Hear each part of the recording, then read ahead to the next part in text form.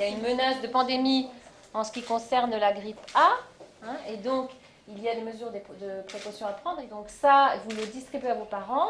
Ils doivent évidemment le lire, hein, ne pas s'inquiéter bien évidemment outre mesure. Collégiens et lycéens faisaient leur rentrée aujourd'hui, comme ici à Angers, au collège Jean Monnet. En même temps que les livres, leur professeur principal leur a distribué une circulaire ministérielle sur la grippe A et les gestes barrières permettant de s'en prémunir.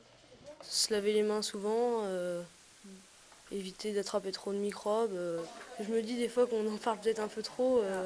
Les médias, il est vrai, relaient largement les informations pour lutter contre une pandémie. L'éducation nationale s'en fait également l'écho. On nous a dit que lorsqu'on voyait un élève qui éventuellement toussait beaucoup, éternuait, etc., que c'était récurrent, quoi, parce que bon, évidemment, il y a aussi beaucoup de rhumes qui peuvent arriver dès les premiers froids.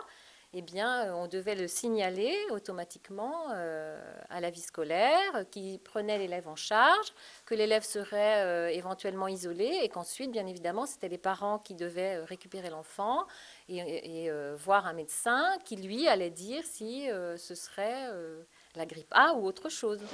Bonjour à tous. L'inspectrice d'académie était en visite aujourd'hui dans ce collège en restructuration. L'occasion de constater que malgré les travaux, une salle d'isolement a bien été prévue, comme l'exige pour chaque établissement l'éducation nationale. Dans tous les établissements, c'est en train de se mettre en place. Dans tous les établissements arriveront cet après-midi ou demain matin les modalités, les procédures, tout ce qui est nécessaire aux établissements pour que nous ayons un suivi, pour que nous ayons un circuit sanitaire sécurisé. Les élèves passent pendant l'année scolaire beaucoup plus de temps dans leurs écoles que chez eux. Donc il importe qu'effectivement nous contribuions lourdement à tout cela. Tout est donc prévu à l'école jusqu'à l'éventualité d'une fermeture en cas de grosse transmission de la grippe A. Je vais travailler avec Monsieur le Préfet en étroite liaison pour des décisions de fermeture qui ne peuvent intervenir sans prise en considération de tout l'environnement d'une école, d'un collège, d'un lycée. Plus tard dans la semaine, les enfants reparleront de la grippe A avec leur professeur de SVT et leur professeur principal pour bien comprendre comment éviter la transmission de la maladie.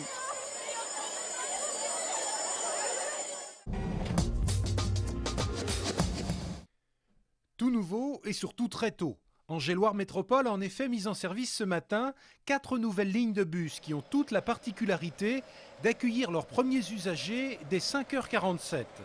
Ces lignes passent systématiquement par la gare Saint-Lô, ce qui permet d'assurer des correspondances avec les TGV et les TER.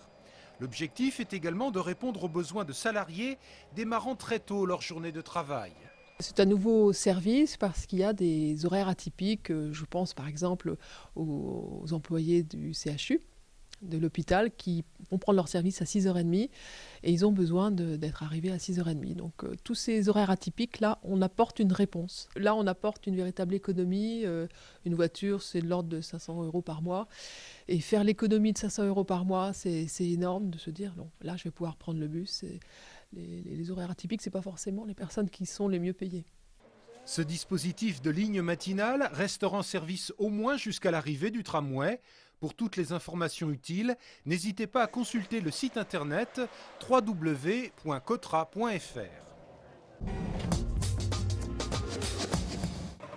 C'est l'un des premiers freins à l'embauche, ne pas disposer de son propre véhicule.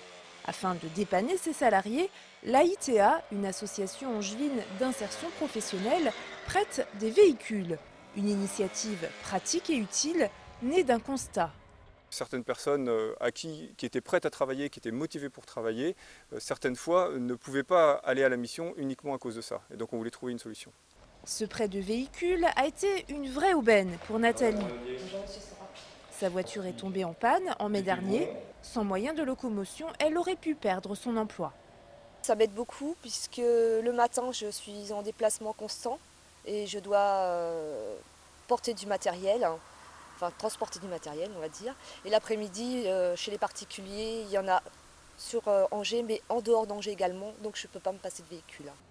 L'AITA propose à ses salariés 5 scooters flambant neufs et une voiturette à des prix défiant toute concurrence. 1 € par jour pour les scooters et 2 € pour les voiturettes. Ça vaut vraiment le coup puisqu'à la base j'avais une voiture qui roulait à l'essence et la petite voiturette est au diesel. Et c'est vrai que j'ai fait qu'un plein pour 6 semaines de pratique de la voiturette. Simple, pratique et économique, depuis ce printemps, la formule a été testée par une vingtaine de salariés. L'heure est grave. L'apocalypse est annoncé. Je vous invite tous à vous transformer en anges et à vous regrouper pour vaincre les démons.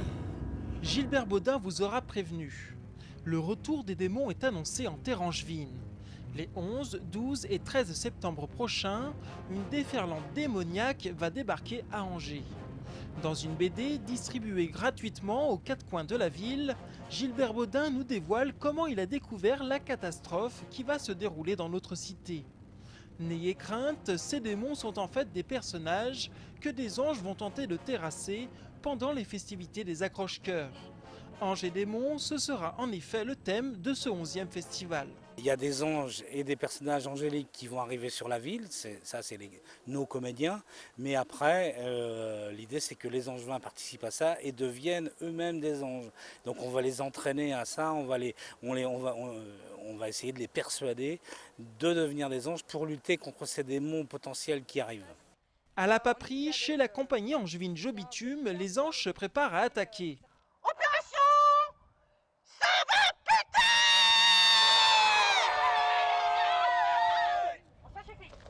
Les comédiens s'apprêtent à faire vivre cette année des accroche-cœurs un peu particuliers. On a fait tout l'inverse de ce qu'on faisait d'habitude. On a décidé de ne pas faire de programmation particulière, mais au contraire de rassembler toutes les compagnies, donc les 25 compagnies. Donc ça fait quasiment 300 personnes qui vont travailler sur l'histoire du thème. Depuis maintenant 10 ans, la compagnie angevine Jobitume nous embarque l'espace d'un week-end dans de folles aventures. Mais cette année, ce seront les derniers accroche-cœurs organisés par la célèbre compagnie. Ce départ suscite une question, y aura-t-il un festival l'année prochaine? Le festival des accroche-cœurs va continuer, il est pérenne, il dépasse les maires, il dépasse les metteurs en scène, il dépasse les acteurs. Il est angevin, ça fait partie des biens angevins maintenant, donc je donnerai rendez-vous à l'année prochaine pour les autres accroche-cœurs.